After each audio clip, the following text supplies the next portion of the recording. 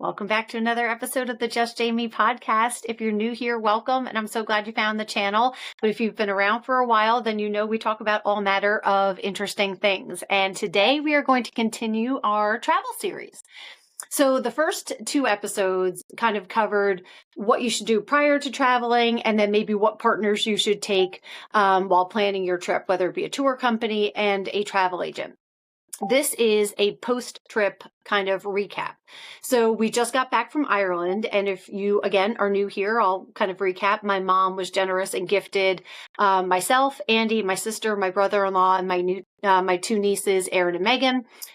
We all went to Ireland together with mom. So it was a group of 7 of us. And I partnered with Prestige Tours out of Ireland. And we talked about in the first couple of episodes kind of how partnering with a travel company can really make your life a lot simpler. And yes, there is a cost associated. I'm not going to say that it's inexpensive, but my post game wrap up, if you will to me bring the point home even more than the other episodes. So the first time we went to Ireland 2 years ago, we definitely needed the travel agent a little bit more because we were delayed, I think something like 8 times trying to get home. And Jody, the travel agent, worked her magic and got it as simplified as possible and got us home.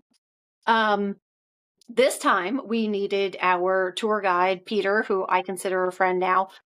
He was like having a best friend in our pocket. So just to kind of back up, by day 3, we were there about 9 days. So by day 3, my niece Erin was not feeling well. It was obvious, like it was not just a passing thing. Something was either viral or she was just not, she was fading fast.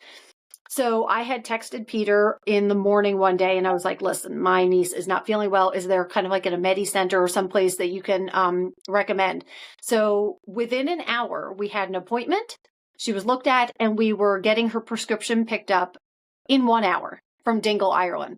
So when you sort of discount like, oh, you can do it yourself, Google it, no problem. Sure, I guess you could, or talk to people at the hotel, but I can guarantee you're not going to have the problem solved and underway and getting her feeling better in under an hour. So that right there was well worth having any cost associated with the tour company. So he was able to kind of cut through the red tape and got us the appointment. And she really started to rally pretty quickly. She had missed 3 dinners and she was sort of pseudo-conscious at one tour. But she didn't miss a lot. And thank God none of us got sick because mom's almost 80. And, there's other people on the trip and, we just didn't want to get anyone else sick. And we certainly didn't want Erin to get worse. So clearly enjoying the trip is secondary to getting Erin feeling better. So it was just so nice that it was just basically just a hiccup.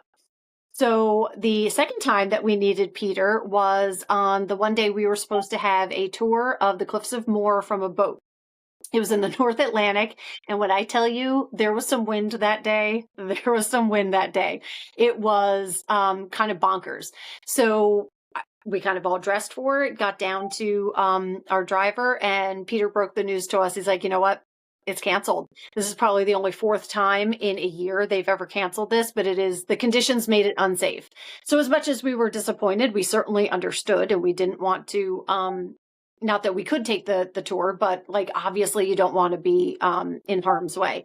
So instead of scrambling and spending the next hour to 2 hours sort of revamping, Peter had already made a plan B, partnered with us, made sure it was something that we liked, and we were off to the races, going to a very cool cave tour.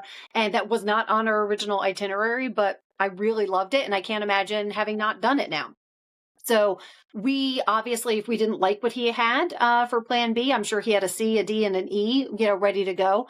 But luckily for us, we were on the same page. And I think he also, like I said in the other episode, your driver kind of picks up on your cues, the vibe of your family, the vibe of your group, all of that good stuff. So he kind of knew what we would enjoy. And boy, was he right. So likewise, or simultaneously, I should say, the tour company back at the office, the folks at Prestige, had already contacted the company that was running the boat tour, already started our refund for those tickets, and had emailed me. So I hadn't even thought about it, to be honest with you, but they were already ahead of the game, which is, again, why you pay for a tour company, why you have kind of, like I said, a best friend or a partner in your pocket. So we were off to the races, didn't miss anything. Aaron was back among the living with us. And although, again, a little disappointed, we had a great time. And it was just really nice to not have to worry about the refund. Then we were there for 9 days. What was also great is that our driver, Peter, arranged all of our dinners for us. He let us know some of the towns we were staying in were super tiny, and there was like one game in town, and a group of 7, kind of hard to sit because sometimes the pubs are super tiny, and the food in Ireland, if anybody thinks otherwise, you're wrong. So delicious. Delicious. Fresh seafood, everything from pasta dishes to probably the best burgers I've ever had. But again, the pubs, especially if they're doing live music, it's tough to kind of get folks in, and they might only serve dinner till 8:30, even though they have live music and things like that. So it was really nice to not have to start looking for dinner when our last tour or after we checked into the hotel. It was already taken care of for us. And again, if you think that doesn't matter, it really does. So when everybody's starving, ready to eat their shoe, it's kind of nice instead of like, now what do we do? Can we walk to dinner? Do we need the car? He had that all sort of mapped out for us.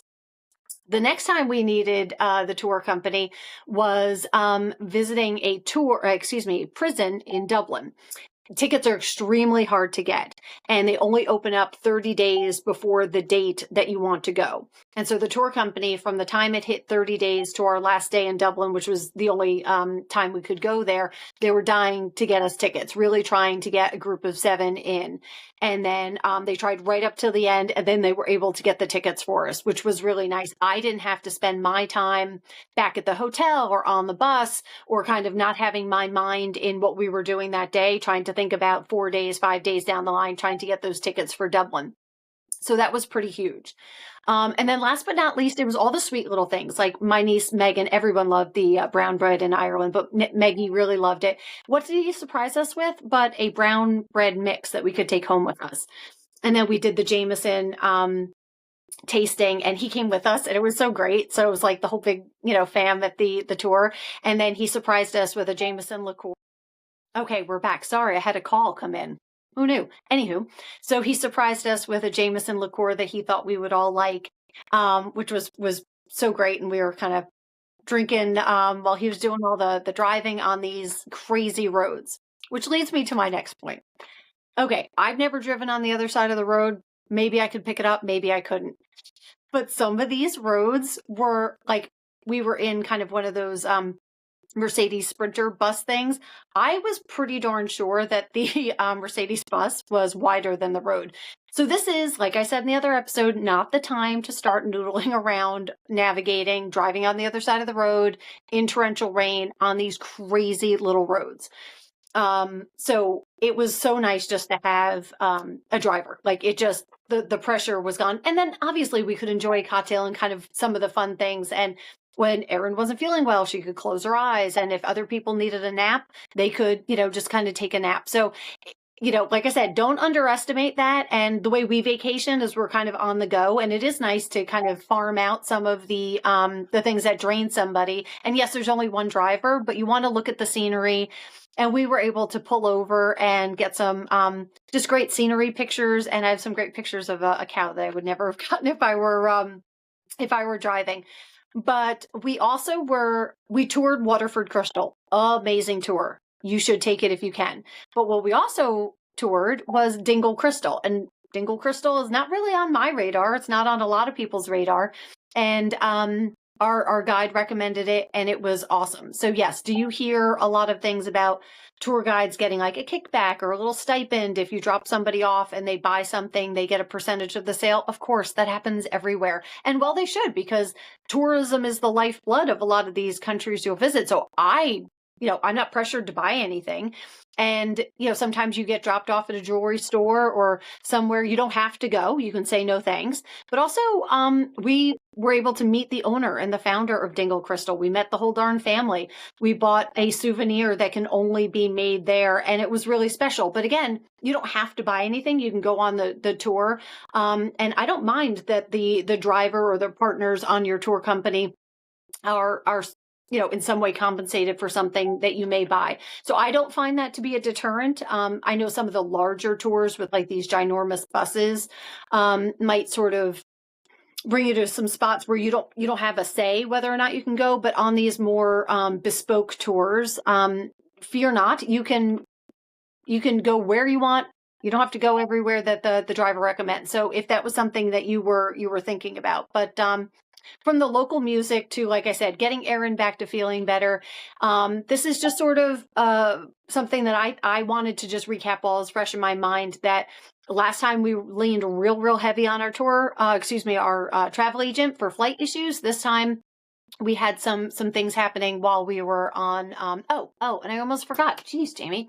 Anywho, so we stopped off on the most glorious sunny day at some beaches. And yes, Ireland has beaches, and it's actually really well known for surfing, believe it or not. So we went down to the water, and obviously wet feet, sand. Not only did he greet us with a towel for every single person, yes, we didn't track sand into the bus, but it was just so thoughtful. We didn't have to think about like, all right, now we're going to have sand and it's going to be uncomfortable for the rest of the day and schlepping around. So it's all those little things that you can't quite put a price tag on. And yes, it comes at a premium, but man, did we just enjoy the trip. So hopefully this inspires you to at least look into a tour company and lean on them, because to me, a vacation, you're not really on vacation if you're constantly planning and scheming and trying to get the reservations and do everything. There's a time for that, right? There's a time to just kind of wing out somewhere and just do a road trip and kind of don't know where you're eating, where you're staying and everything. But to me, if I am going to a foreign country, this is not the time that I'm going to start winging things. To each his own, of course. But so hopefully you enjoyed episode 3 of All Things Travel, a little bit of a recap, and we'll see you back on another episode of the Just Jamie.